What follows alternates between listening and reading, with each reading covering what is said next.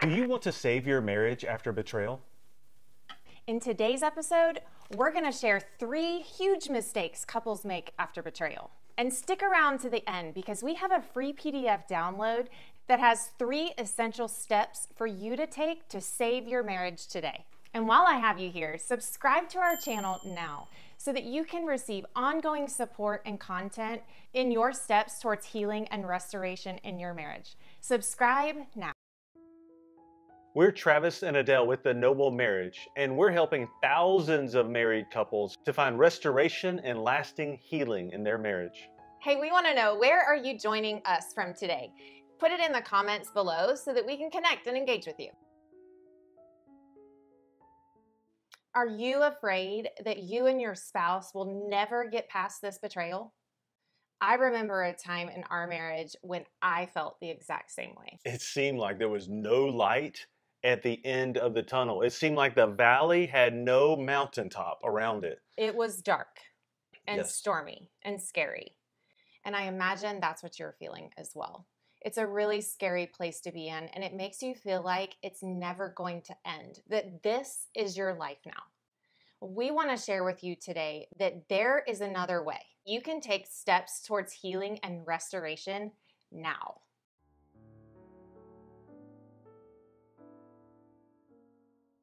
The first mistake couples make is not involving God or seeking professional help immediately. Yeah, or sometimes they bring in the wrong help. Yes, they bring in the wrong help that gives them absolutely horrible advice. Right.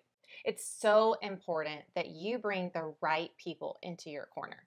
That is one thing that we did really well in our betrayal story. Is the first thing we did was we went to God. And the very next thing we did was we got professional help. We knew that we had no idea how to get through this. We had never been through it. We also didn't know anyone who had been through it. This was completely uncharted waters for us. So we went for help. There's actually a difference between traditional therapy and coaching, which is what we do, focusing on future. Yeah, focusing on growth, focusing on healing, moving forward. That's so important in betrayal. You know, and the difference between traditional therapy and what we do is a lot of times the therapist will focus on the past and the problems within the marriage, which can keep the couple stuck in the pain. Mm-hmm. And we had an amazing therapist who did an amazing job. And that's what we spent the most of our time doing, was opening up more problems. And a lot of times we did leave unresolved. We didn't make headway. We didn't make steps towards healing. And when we got introduced to what coaching is, that is when we really started to see a difference in momentum. Because a coach is there to help you discover the answers for you that will serve you and your marriage best. They are in your corner to cheer you on, encourage you, help you make your best decisions and choices in life. And how valuable is it to have someone in your corner when you're walking through the most uncharted waters that you've ever been through? We want to encourage you, seek professional help. Involve God and prayer into your life. Ask Him for guidance. Ask Him to show you the way forward. Who should you work with? Who should you go to for therapy? You know, He will guide you in that if you ask. I think there's good meaning people that don't have the right tools and resources and background to be able to provide the appropriate help needed. Right. There is a certain level of help that you need in this really difficult time that you're going through. Right. When it comes to betrayal, it is so important that you have an intentional path forward. We have a program called Walking Through Betrayal that helps restore intimacy in marriages going through crisis. We spent countless hours and around $23,000 to get where we are today in our healing. And you don't have to spend that time or that money to get the healing steps that you need now.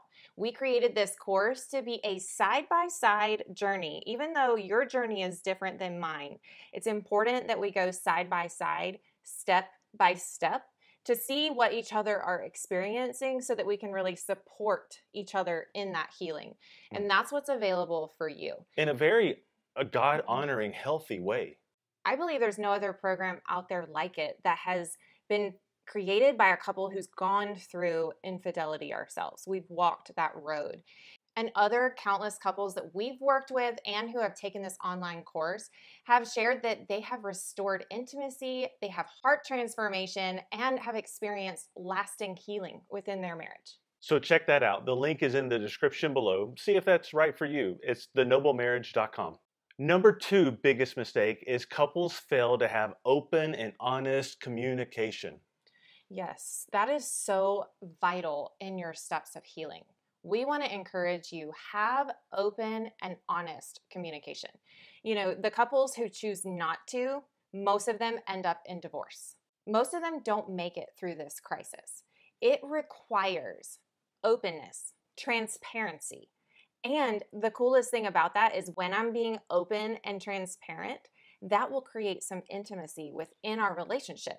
So even in the middle of all that pain and that just turmoil that you're going through, your hearts are actually connecting through being open and transparent. Yeah. It's probably the most beautiful experience that I've seen us go through because I wanted desperately to have emotional intimacy with you that we didn't have really before the betrayal. And I started getting that even in the middle of all of our hard shares that I had to hear from you and just hard conversations that we had to walk through. I still would walk away feeling closer, more connected to you because I could tell you were being open with me. Thank you. All of that goes to this equation that we use. It's emotional safety plus openness equals intimacy. And that intimacy can even be in really tough circumstances and situations like what we went through and what we're talking about right here when you have betrayal. Even in that, if you can do exactly what you said, if we can be open, if we can be emotionally safe for each other, where I can take my judgment and remove it, I can actually see you as a person with a heart, and I can hate the sin without hating the sinner, right? Mm-hmm. And I can see you for your humanity. I can let go of the judgment, and we can have a emotionally safe place to talk to each other. And then when I'm open, when I'm sharing vulnerably about, man, what I've messed up and how you're experiencing the pain and what you're actually feeling, this betrayal and this grief, and we can share back and forth in that openness. It's going to create intimacy. We're going to know more about each other. Mm-hmm. We're going to start building trust with each other. The walls are coming down. Yes. And that has to happen. Walls have to come down if you want a thriving marriage. And that's why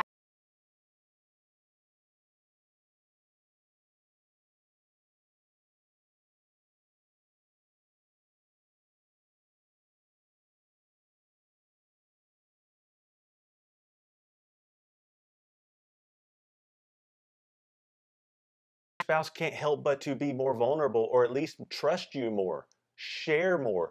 If you do something different will happen in this relationship. That's right.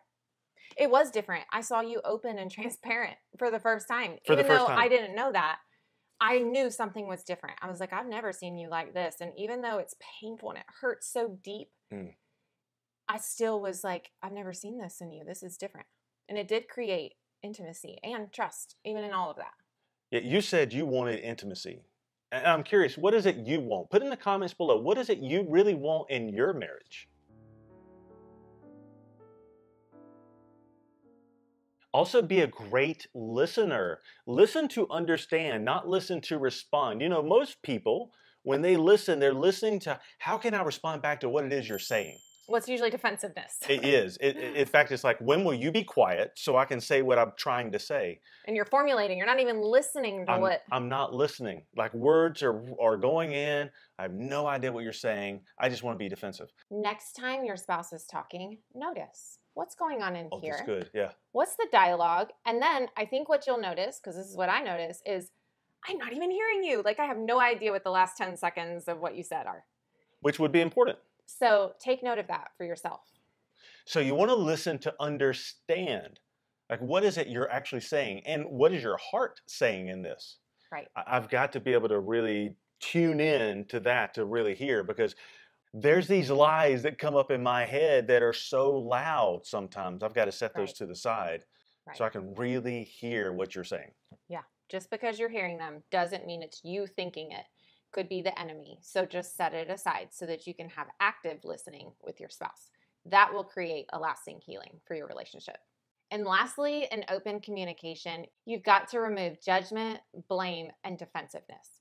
If any of those three are part of that communication, it will put walls back up and it will defeat what we're trying to do here, which is have open communication.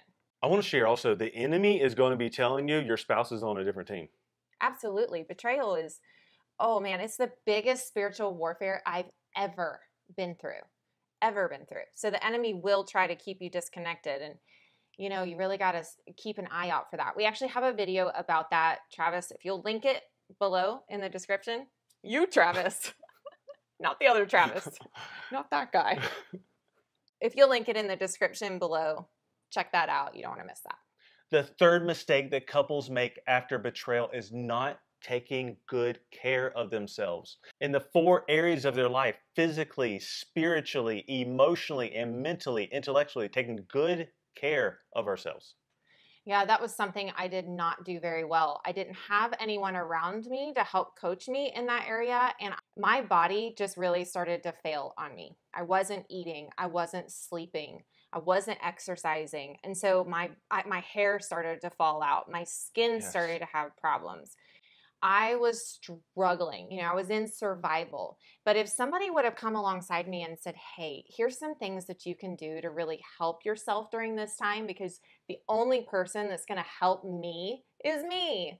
You are the only one that's going to help you get through this in the best way. So it's so important. Take good care of yourself. Get good sleep. Eat well. Rest when you need it. Cry. Let emotions out. I mean, these are all great ways to physically take care of yourself. But there's also emotionally, spiritually, and intellectually that are just as important areas that we need to take a look at after betrayal. Betrayal automatically is going to deplete the person, but man, there's grief that is on top of this now. Right. And there's so much energy and effort going into grief that you've got to take care of yourself. You've got to make yourself a priority. And this is for both spouses. Right. Because I watched you take really good care of yourself during this time. You were surrounding yourself with the right people. You were exercising. You were eating right. I was going to God regularly. All 4 areas and I was reading a lot of books and getting a lot of therapy and counseling and coaching, and I was taking a really good care of myself, and it made a difference for me. It did. It kept you more whole, so that while I was really broken in the valley, you were able to be a great support system for me. I really didn't know how to get rid of the shame that I had, but it was by me taking good care of myself, I was able to keep that in check. Yeah. To be able to really hear you and be present with you when you were in so much pain. Yeah. If you're wondering, how do I let go of that shame he was just talking about, we'll put a link here for the video that we released last week where it's the 5 essential steps for the betrayer. Go check out that video. We talk about how to let go of shame, and it's really powerful. Is Travis putting that video in there? Make it happen, babe. The first bonus tip is really monitor how you speak about your spouse and to your spouse. Yes, our words are so powerful. Whether they're words that you're sharing with someone outside the marriage or to your spouse. Who we share outside the marriage is vitally important, because I only want people who are going to speak truth into me to guide me in the direction that the Lord wants me to go. However, I've worked with countless amount of wives that have shared the support they brought in was not the right kind of support. And there ended up being hurtful conversations that took place that injured the marriage more in the middle of a betrayal crisis. That doesn't have to be you. So your words are so powerful. And number 2 is accountability. And this is for both spouses. You need good accountability. Good partners who will keep you accountable. You can do it through coaches or individuals or groups. Right. And we told you at the beginning, stick around to the end, because we have a free gift that's a PDF download for you that has all of these steps already on there so that they can help you make your next steps now. We also include some additional tips on there as well. So Travis put the link in the description below. Be sure to go download that now. If you've watched all the way to here, thank you. Thanks for watching. Thanks for engaging in our comments as well. Yes. Thank you guys for being here and supporting us and watching all the way to the end.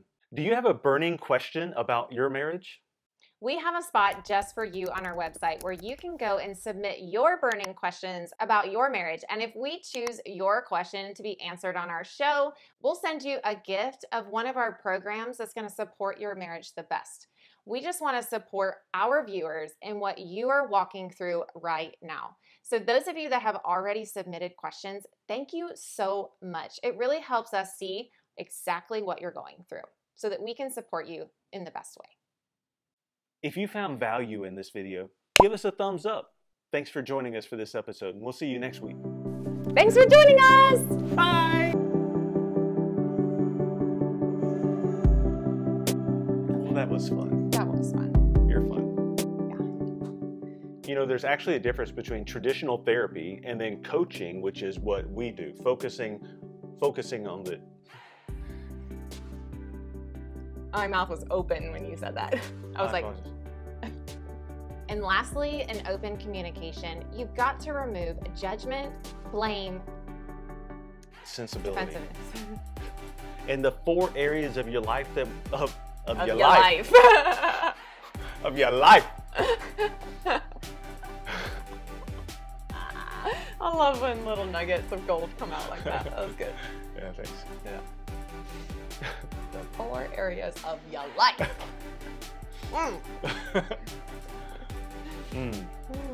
Okay.